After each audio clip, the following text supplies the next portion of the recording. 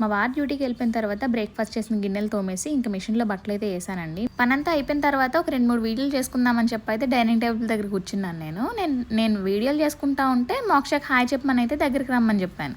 దూరం నుంచి చూస్తుంటే అదేదో కొంచెం పురుగు పాకినట్టు అనిపించింది నాకు. దగ్గరికి పిలవగానే చూసిన తర్వాత ఎందుకో కట్ చేసుకున్నావేమో అనిపించి గట్టిగా ఒకసారి అడిగేటప్పటికి చెప్పింది అనమాట. నేను ఇలాగ ఫేషియల్ రేజర్తో ఇలాగ తీసుకున్నాను మమ్మీ అని చెప్పి. ఒక్కసారి నాకు చాలా కోపం అయితే వచ్చేసిందండి.